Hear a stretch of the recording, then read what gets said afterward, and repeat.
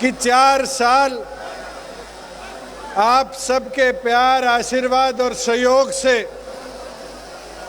चौधरी देवीलाल के विचारों को हमने जननायक जनता पार्टी के माध्यम से हरियाणा की जनता के लिए समर्पित करने का काम किया। साथियों, वो 17 नवंबर का दिन भूल नहीं सकते जब डॉक्टर अजय सिंह चौटाला जी ने एक निर्णय किया कि झंडा डंडा त्याग कर एक नई शुरुआत करी जाएगी। बहुत कम राजनीतिक दल देश में विकसित हुए जिनने डंडा छोड़कर विचार लेकर आगे बढ़ने का काम किया। और साथियों, आज आप लोगों की बदौलत दौर जरूर कठिन रहा। हमने बाई इलेक्शन लड़ा, लोकसभा के इलेक्शन लड़े और विधानसभा के चुनाव आए, मगर ये आप लोगों की मेहनत थी, आप लोगों का संघर्ष था जिसने इस मेहनत लगन के साथ पार्टी के 10 विधायक विधानसभा में भेजने का काम किया। साथियों, मैं इस पे एक बात जरूर कहना चाहूंगा, किसान कमेरे की ताकत दिखा दो यारो, काफिला और बड़ा बना दो यारो। कौन कहता है आसमान में छेद नहीं हो सकता? तसल्ली से एक पत्थर उछाल के देखो यारो।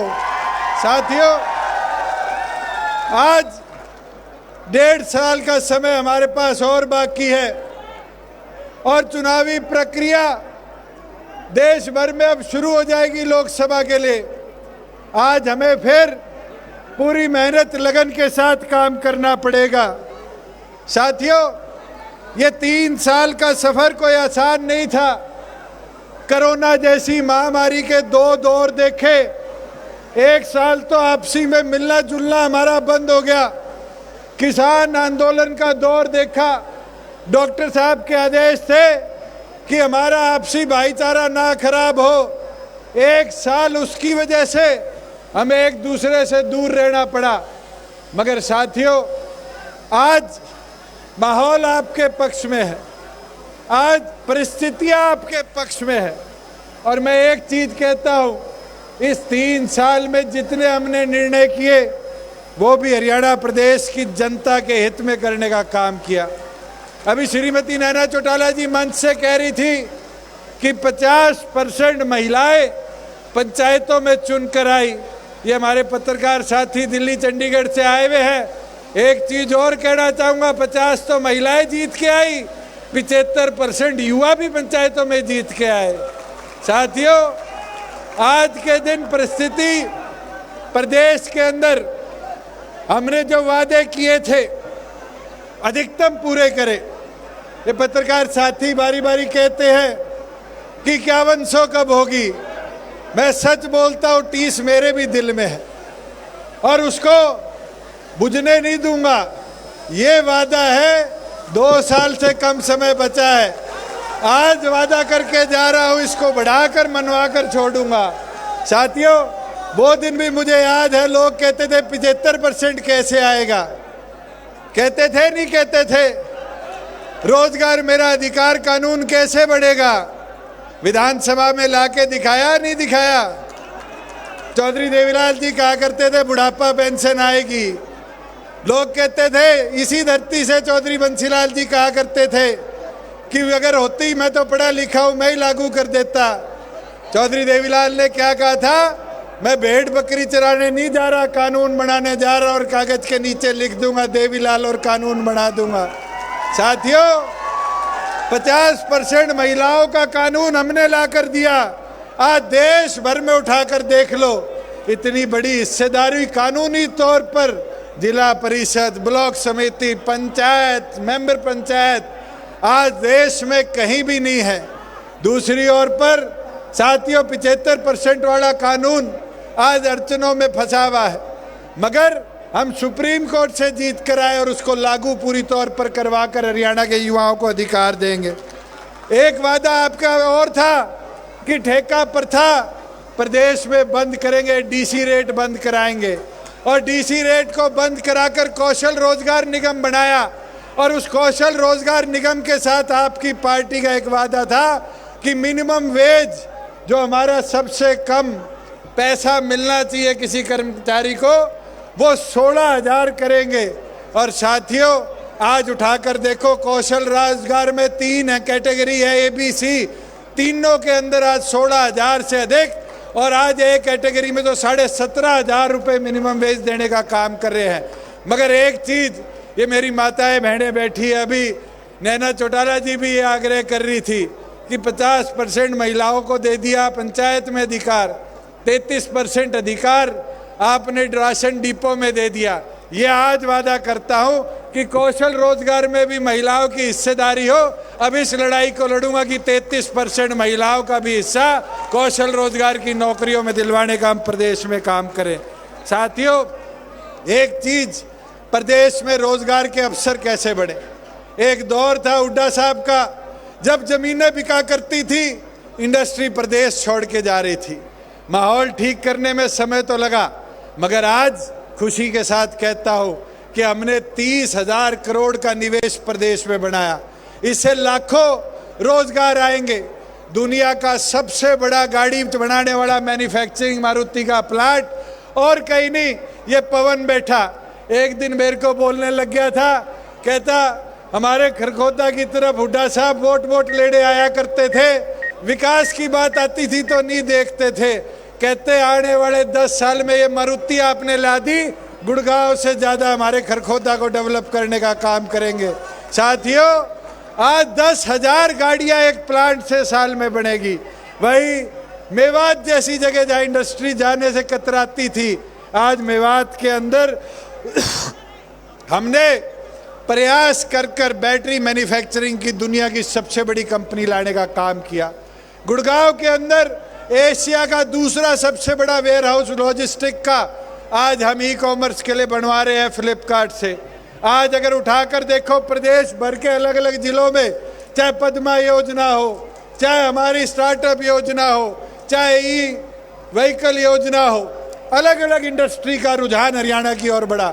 और तो और बसों की कंपनी JBM ने इंडिया में इलेक्ट्रिक बस बने, उसका पहला प्लांट आपके पलवल में लगाने का काम किया। साथियों मैं तो एक चीज़ बोलना चाहूँगा, आज हमें फोकस करना है, बढ़ाना है, कमेरे की ताकत को बढ़ाना है।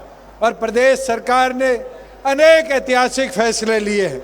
आज आयुष्मान योजना हर उस गरीब BPL होल्डर को मिलती है, जिससे वो देश के किसी भी कोने में जाकर 5 लाख तक का इलाज मुफ्त में करा सकता है। आज BPL की सीमा केवल मात्र हरियाणा इकलौता प्रदेश है जहाँ 1,20,000 से बढ़ाकर 1,80,000 करने की काम किया। और ये वादा आज करता हूँ कि अब BPL राशन कार्ड बनाने के अंदर दफ्तरों के चक्कर काटने की जरूरत नहीं। आपको कोई पीला हरा खाकी रंग से बांटने का काम नहीं करेगा। अगर आपके परिवार की आय 1,80,000 से नीचे है तो आपके PPP के ऊपर आधार नंबर डिपो में जाके दे देना। नए साल से आपको भी सारी BPL की सुविधाएं, जिस भी परिवार की आय 1,80 से नीचे उसको देने का काम करेंगे। साथियों एक चीज़ जरूर बोलूँगा, खेलों की जब बात करते हैं तो भिवानी का अहम योगदान रहा है और हमेशा भिवानी ने बढ़ चढ़कर खेलों में हिस्सेदारी दी है, चाहे बॉक्सिंग हो, रेसलिंग हो। आज डॉक्टर साहब के पुराने साथी सज्जन बड़ाली जी हमारे साथ वापस आए हैं, मेरे को तो बड़ी खुशी की बात है। इनकी भतीजियों ने, गीता बबीता ने देश का नाम दुनिया में रोशन करने का काम किया।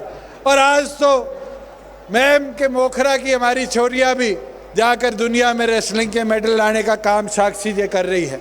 टोक्यो के अंदर हमारे करनाल के साथी नीरज ने पहली बार एथलेटिक्स के अंदर गोल्ड मेडल ओलंपिक्स में देश को लाकर देने का काम किया।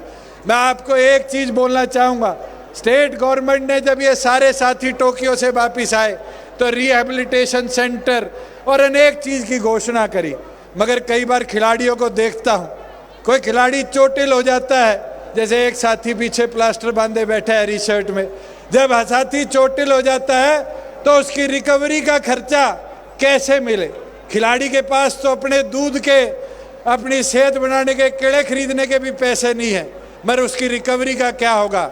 ये वादा है कि अब हरियाणा प्रदेश में हम योजना बनाएंगे, आने वाले समय में खिलाड़ियों को भी मेडिकल इंश्योरेंस मिले, रिहैबिलिटेशन के लिए पैसा मिले, इसकी व्यवस्था हरियाणा प्रदेश में करने का काम करेंगे।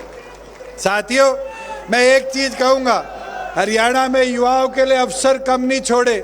आज आपके भिवानी में अभी मैं आ रहा था, 4 छोटे छोटे जहाज हवा में घूम रहे थे। मैंने पूछा पायलट से उतरते, मैं कहा छोटे जहाज कैसे थे? तो बताया भिवानी के हमारे फ्लाइंग ट्रेनिंग स्कूल में जहाँ 100 बच्चे हैं, वहाँ के पायलट ट्रेनिंग ले रहे हैं। ये आधुनिकता है। एक नहीं, पिंजौर ले लो, करनाल ले लो, महेंद्रगढ़ ले लो, भिवानी ले लो, आज 4 हमारी एयर स्ट्रिप खाली पड़ी थी। 400 बच्चे इन चारों एयर स्ट्रिप पे आज फ्लाइंग की ट्रेनिंग ले रहे हैं।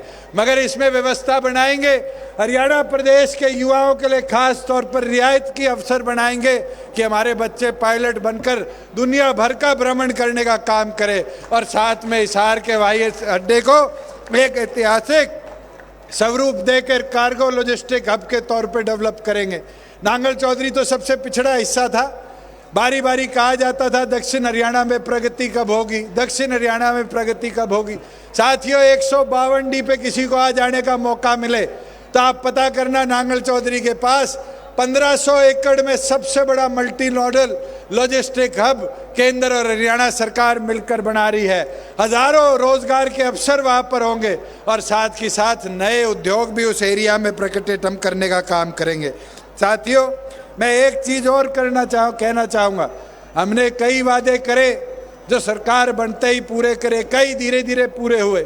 चाहे वो CTET को भी एजुकेशन के अंदर पेपरों में नियमित करने की बात हो, HTET के एग्ज़ाम को 50 किलोमीटर के रेडियस में कराने की बात हो, हमारी बहन बेटियों को कॉलेज जाने के लिए बस की सुविधा देने की बात हो।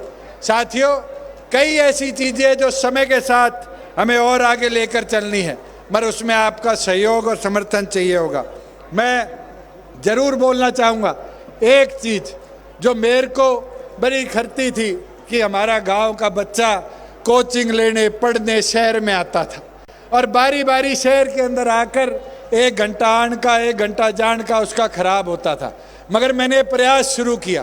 पहला प्रयास नरवाड़ा से किया, 10 लाइब्रेरी बनाई, फिर उचाना बाल्डा आया, फिर धीरे धीरे सारे MLA मेरे पीछे पड़े, 5-5 लाख 10-10 लाख दो, हमारे लाइब्रेरी बनाओ।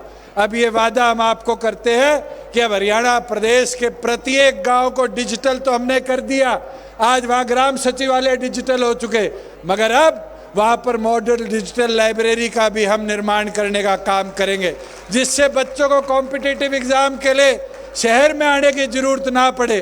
वहाँ से बच्चों को चाहे UPSC की, HPSC की ये सारी किताबें मुहैया कराने का काम करेंगे, जिससे शिक्षित बच्चे हमारे और आगे बढ़ने का काम करें। साथियों, जहाँ किसान की बात आती है, हरियाणा इकलौता ऐसा प्रदेश है जहाँ पर 13 फसलें MSP पर खरीदी जाती। कोई और प्रदेश नहीं है देश में जहाँ 13 फसलों को MSP पे खरीदा जाए। मगर उस व्यवस्था को और बेहतर कैसे कराया जाए, ये मॉडल हरियाणा से देश सीखता है। पिछले दिनों मैं यूपी के एक नेता का भाषण सुन रहा था, वो बारी बारी भाषण में हरियाणा की बड़ाई कर रहा, कहता हरियाणा की मंडियाँ ऐसी है, हरियाणा की मंडियाँ ऐसी है। हरियाणा की मंडियाँ तो आधुनिक है, आज उठाकर देखो, आज लगभग 60 लाख मेट्रिक टन जीरी आज हरियाणा प्रदेश के किसानों की हमने खरीदी। किसान को 1-2 घंटे से ज़्यादा मंडी में नहीं रुकना पड़ा। वो दिन तो हमारे बुजुर्गों को याद होगा कि किसान आता था जीरी लेके, 4 घंटे पहले कहा जाता था मॉइस्चर ज़्यादा है कल आओ, उसको 2-2 रात जीरी के ऊपर अपनी चद्दर घेर के सोना पड़ता था।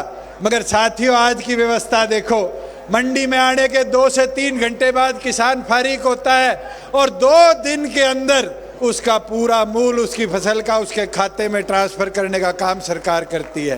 साथियों, कोई छोटी चीज़ नहीं है। 1.5 महीने खरीद चली और 1.5 महीने के अंदर आपकी सरकार ने हरियाणा प्रदेश के किसानों के खाते में 12,000 करोड़ रुपया ट्रांसफर करने का काम किया। और इसको और बेहतर बताएंगे, ये 72 घंटे से 48 लाए हैं और आगे आगे ये प्रयास करेंगे कि जैसे ही किसान का जे फॉर्म कटे पैसा सरकार की तरफ से उसके खाते में हो, तब मानूंगा कि सर छोटू राम का, चौधरी देवीलाल का किसान को मजबूत करने का सपना और बड़ा। आज फसल खराब हो जाती थी, किसान के पास ताकत नहीं थी कि वो अपनी फसल के खराबे की रिपोर्ट लिखाए, मगर आपकी सरकार ने आज क्षतिपूर्ति पोर्टल का निर्माण किया। और इस बार है भिवाड़ी का, मैं देख रहा था 3,000 किसानों ने भिवाड़ी जिले के अंदर क्षतिपूर्ति पे अपनी फसल खराब की रिपोर्ट लिखाई। अब तो पटवारी आपके बुलावे पे फसल खराबा देखने नहीं आता, बल्कि आप जब उसको मैसेज करते हो तो सरकार आदेश देती है कि जाकर इस किसान के फसल को देख कर आने का काम करे।